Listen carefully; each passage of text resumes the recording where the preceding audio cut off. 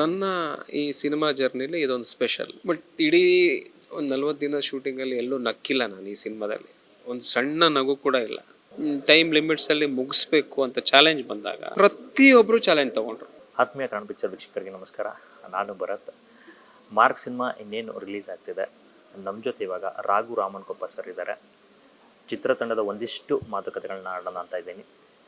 So ಬನ್ನಿ ಅವ್ರನ್ನೇ ಮಾತಾಡ್ಸೋಣ. ಸರ್ ನಮಸ್ಕಾರ. ಸರ್ ನಮಸ್ತೆ. ಸರ್, ಮೊದಲನೇದಾಗಿ ಮಾರ್ಕ್ ಸಿನಿಮಾ ಈ ವರ್ಷದ ಒಂದು ಕೊನೆಯಲ್ಲಿ ಬಿಗ್ಗೆಸ್ಟ್ ಸಿನಿಮಾ ಆಗುತ್ತೆ. ಅದರಲ್ಲಿ ನಿಮ್ಮ ಪಾತ್ರದ ಬಗ್ಗೆ ಹೇಳಿದಾರೆ ಹೆಂಗೆ ಹೇಳ್ತೀರಾ ಸರ್? ಯೋಗಿ ಅನ್ನೋದೊಂದು ಕ್ಯಾರೆಕ್ಟ್ರು ಒಂದು SIT ಅನ್ನೋ ಟೀಮಲ್ಲಿ ನಾನು ಒಬ್ಬ ಮೆಂಬರು. ಅದು ಕಥೆಯಲ್ಲಿರುವಂಥದ್ದು. ಆ ಟೀಮ್ ಏನು ಮಾಡತ್ತೆ, ಆ ಟೀಮ್ಗೆ ಸಿಕ್ಕಿರುವಂತಹ ಟಾಸ್ಕ್ ಏನು, ಕೊನೆಯಲ್ಲಿ ಏನು ಟ್ವಿಸ್ಟ್ ಇದೆ, ಯಾರ ಜೊತೆ ಇರ್ತಾನೆ ಈ ಯೋಗಿ ಅನ್ನೋ ಕ್ಯಾರೆಕ್ಟ್ರು, ಕೊನೆಯಲ್ಲಿ ಏನಾಗ್ತಾನೆ ಅನ್ನೋದು ಕತೆ.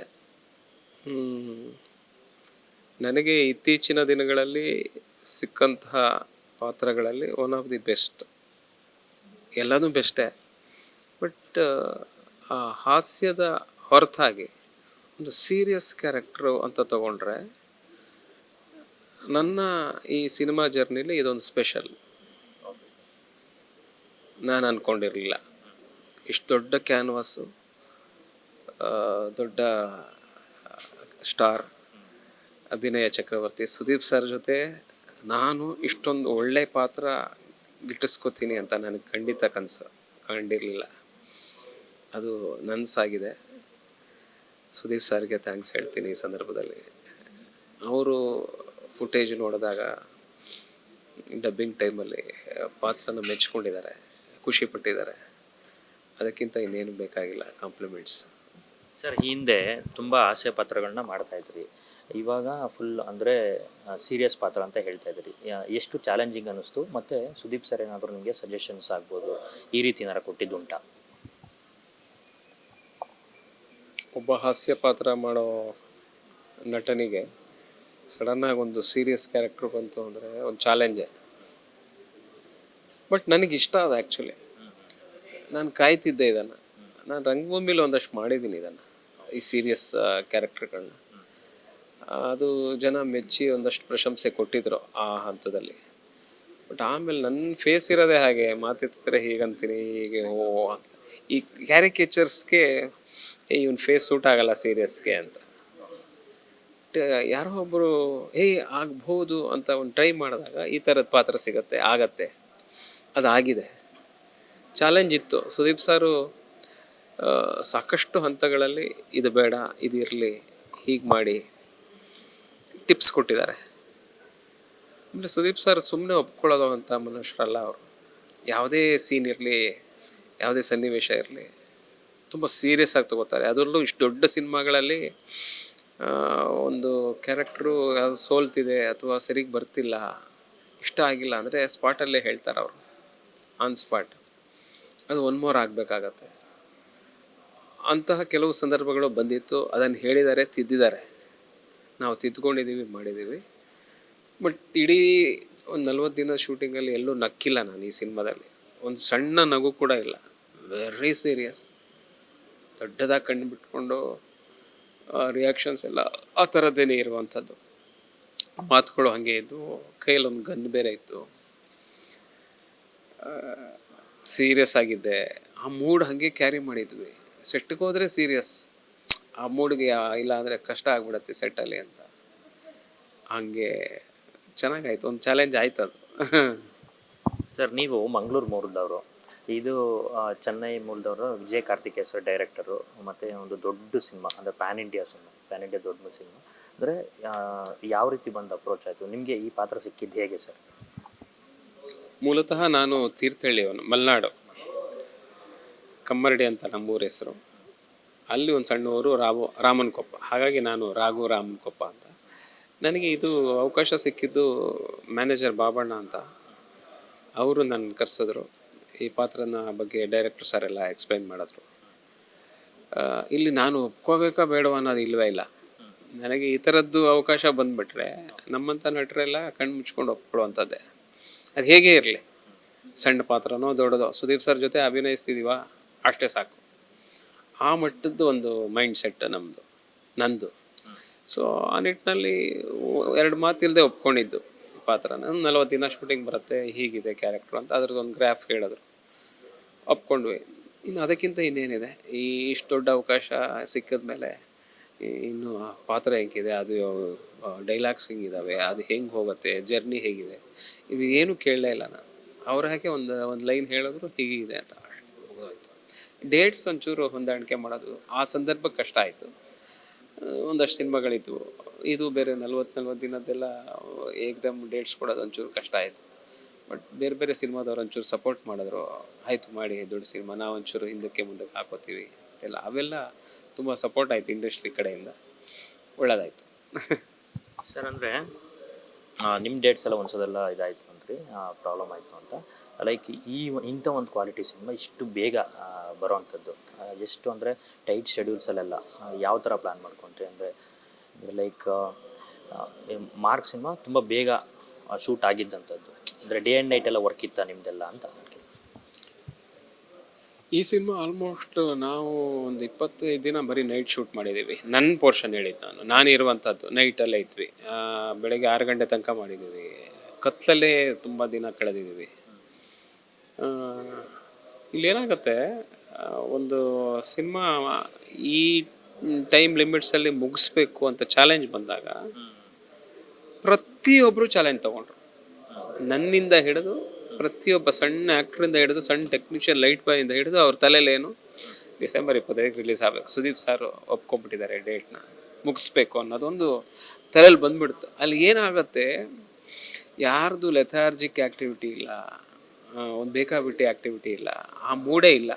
ಎಲ್ಲರೂ ಆನ್ ಟೈಮ್ ಕೆಲಸ ಕೆಲಸ ಕೆಲಸ ಕೆಲಸ. ಸುದೀಪ್ ಸರ್ 6 ಗಂಟೆಗೆ ಕಾಲ್ ಶೀಟ್ ಆದರೆ 5:50ಗೆ ಇರೋರು, 5:30ಗೆ ಬಂದುಬಿಡೋರು, ಅರ್ಲಿಯಾಗಿ ಬರೋರು. ಅವ್ರು ಬಂದಿದ್ದಾರೆ ಅಂದ್ಬಿಟ್ಟು ಎಲ್ಲರೂ ಓಡಿ ಬರೋರು. ಅಂದರೆ ಅದೊಂದು ಬೆಂಚ್ ಮಾರ್ಕ್ ಸೆಟ್ ಮಾಡಿದ್ರು ಅವ್ರಿಗೆ, ಆ ಡಿಸಿಪ್ಲಿನ್ನ. ಅದು ಎಲ್ಲರೂ ಕಲ್ತ್ಕೊಂಡ್ರು ಸೆಟ್ಟಲ್ಲಿ. ಅದು ಗೊತ್ತಾಗೋಯ್ತು. ನಾಳೆ 9 ಗಂಟೆಗೆ ಅಂದರೆ 9 ಗಂಟೆಗೆ, ನಾವು 8 ಗಂಟೆಗೆ ಎದ್ಬಿಡ್ತಾ ಇದ್ವಿ. ಅಂದರೆ ಅಷ್ಟು ಶಾರ್ಪಾಗಿ. ಅಂದರೆ ಆಲ್ಮೋಸ್ಟ್ ಶೂಟಿಂಗ್ ಎಲ್ಲ ತೂತುಕುಡಿಲಿ ಮಾಡಿದ್ವಿ, ಚೆನ್ನೈಲಿ, ಪಾಂಡಿಚೇರಿಲಿ ಮಾಡಿದ್ವಿ. ಅಲ್ಲಿ ಇದು ವೆದರು ಒಂಚೂರು ಹೆಚ್ಚು ಕಡಿಮೆ ಆಗೋದು, ಬೇರೆ ಬೇರೆ ಆರೋಗ್ಯ ಕೆಡ್ತಾ ಇತ್ತು, ನಿದ್ದೆ ಇಲ್ಲದೆ ಸಮಸ್ಯೆಗಳಾಗೋದು. ದೊಡ್ಡ ಚಾಲೆಂಜ್ ಸರ್ ಇದು, ಯಾರೂ ಮಾಡಿಲ್ಲ. ನೋಡಿಬೇಕಾದ್ರೆ ತೆಗೆದು ನೋಡಿ, ಇಷ್ಟು ದೊಡ್ಡ ಕ್ಯಾನ್ವಾಸ್ನ ಸಿನಿಮಾ ಇರುವಂಥದ್ದನ್ನು ನೀವು ಬರೀ 5 ತಿಂಗಳಲ್ಲಿ 5-6 ತಿಂಗಳಲ್ಲಿ ಮುಗಿಸೋದು it not a easy job. ಆರಾಮಾಗಿ ಮಾಡಿದ್ರು, ಚಾಲೆಂಜ್ ತೊಗೊಂಡು ಮಾಡಿದ್ರು, ಎಲ್ಲರೂ ಸಾಥ್ ಕೊಟ್ಟರು. ಅದಕ್ಕೆ ಚೆನ್ನಾಗಿ ಬಂದಿದೆ ಸಿನಿಮಾ.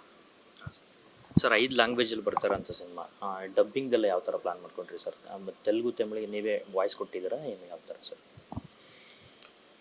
ಕನ್ನಡ ಬಿಟ್ಟು ಬೇರೆ ಯಾವುದಕ್ಕೂ ನಾನು ಡಬ್ಬಿಂಗ್ ಮಾಡಿಲ್ಲ, ಬೇರೆಯವ್ರದ್ದು ಗೊತ್ತಿಲ್ಲ. ಬಟ್ ಪ್ಯಾನ್ ಇಂಡಿಯಾ ದೊಡ್ಡ ಮಟ್ಟದ್ದು ನಿಮ್ಗೆ ಡಬ್ಬಿಂಗೆಲ್ಲ ಫಸ್ಟ್ ಹಾಫ್ ಆಗುವಾಗ ಒಂದಷ್ಟು ದಿನದಿಂದ ಫುಟೇಜ್ ತೊಗೊಂಡು ಡಬ್ಬಿಂಗ್ ಅದ್ರ ಪಾಡಿಗೆ ಮುಗಿಸ್ಕೊಂಬಂದ್ಬಿಡೋರು. ಇಲ್ಲೇನಾಗೋದು, ಪ್ರತಿಯೊಬ್ಬರು ಅವ್ರವ್ರ ಕೆಲಸ ಮುಗಿಸ್ಕೊಂಡು ಹೋಗೋರು. BGM ಮಾಡೋದು ಆ ಕಡೆ, ಮ್ಯೂಸಿಕ್ ಅವ್ರದ್ದು, DI ಇದು ಎಲ್ಲ ಪ್ರೋಸೆಸ್ಸು ಶೂಟ್ ಆಗ್ತಾ ಆಗ್ತಾ ಆಗ್ತಾ ಅದ್ರ ಪಾಡಿಗೆ ಅದು ಮಾಡ್ಕೊಂಡು ಹೋಗ್ಬಿಡೋರು. ನಿಮಗೆ ಪ್ಯಾಕಪ್ ಅಲ್ಲ, ಇದು ರ್ಯಾಪ್ ಆಯಿತು ಶೂಟಿಂಗ್ ಅನ್ನೋಷ್ಟೊತ್ತಿಗೆ ಮಿಕ್ಕಿದ ಕೆಲಸಗಳು ರ್ಯಾಪ್ ಆಗಿಬಿಟ್ಟಿದ್ವು. ಅಂದರೆ ಎಲ್ಲ ಒಟ್ಟಿಗೆ, ಅದು ಆಮೇಲೆ ಶುರುವಾಗೋದಲ್ಲ.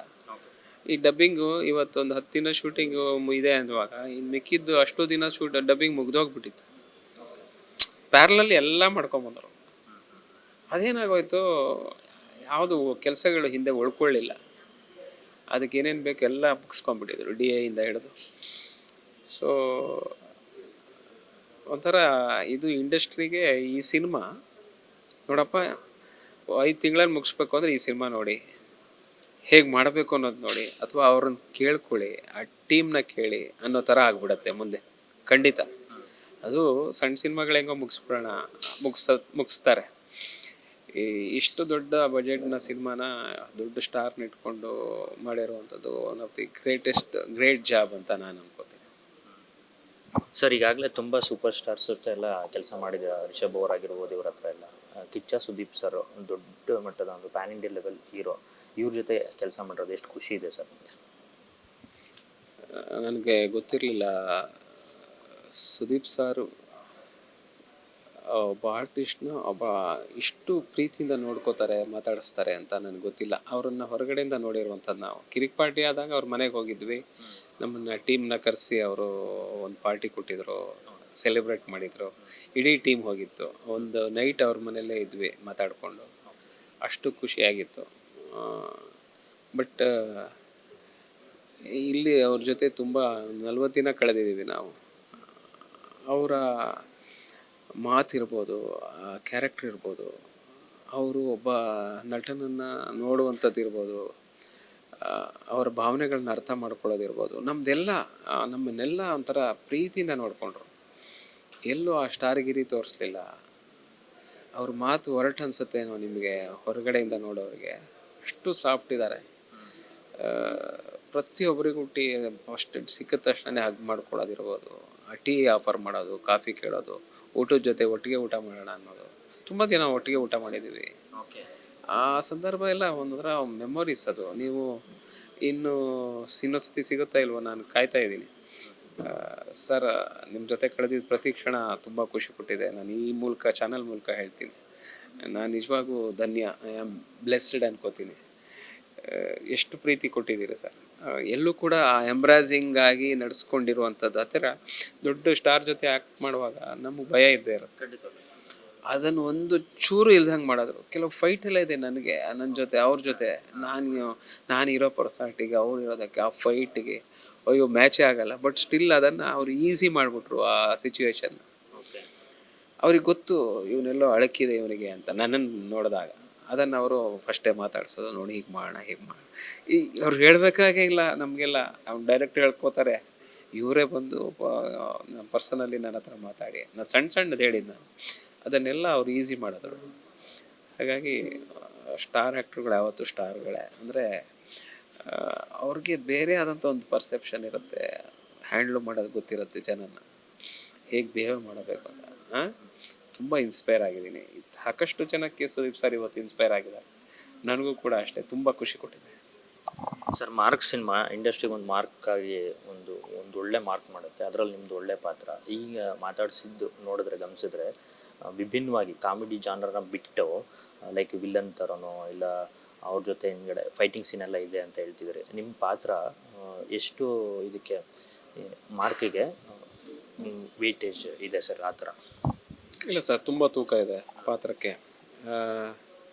ಒಬ್ಬ ನಟನ ಸೆಲೆಕ್ಟ್ ಮಾಡ್ತಾರೆ, ಒಂದು 40 ದಿನ ಶೂಟಿಂಗ್ ಇದೆ ಅಂದರೆ ಪಾತ್ರ ಒಂಚೂರು ತೂಗತ್ತೆ ಅಂತಲೇ ಅರ್ಥ. ಸುಮ್ಮನೆ ಯಾವುದೋ ಒಂದು ಹೋಗಿ ಬರೋ ಪಾತ್ರ ಅಲ್ಲ, ಕ್ಯಾರಿ ಆಗುತ್ತೆ. ಕ್ಯಾರಿ ಆದಾಗ ಕಥೆಯಲ್ಲಿ ಮೇಯ್ನು ಒಂದು ಟ್ವಿಸ್ಟ್ ಸಿಗತ್ತೆ ಕತೆಗೆ. ಇನ್ನೇನು ಪ್ರೀ ಕ್ಲೈಮ್ಯಾಕ್ಸಲ್ಲಿ ಅದಕ್ಕೆ ನಾವು ಕಾರ್ಡರ್ ಆಗ್ತೀವಿ. ಸೊ ಆ ಪಾತ್ರ ಯೋಗಿ ಅನ್ನೋ ಕ್ಯಾರೆಕ್ಟರ್. ನೀವು ಸಿನಿಮಾ ಮುಗಿಸಿ ಆಚೆ ಬಂದಮೇಲೆ ಅಂದ್ಕೋತೀರಿ, ಏನು ಗುರು ಈ ಮಜಾ ಕೊಡುತ್ತೆ ಈ ಪಾತ್ರ ಅಂತ. ಅಂದರೆ ಆ ಸೀರಿಯಸ್ಸಲ್ಲೂ ಒಂದು ಆರ್ಟಿಸ್ಟ್ನ ಸೀಟ್ ಎಡ್ಜಲ್ಲಿ ಕೂರಿಸುವಂಥ ಪಾತ್ರ.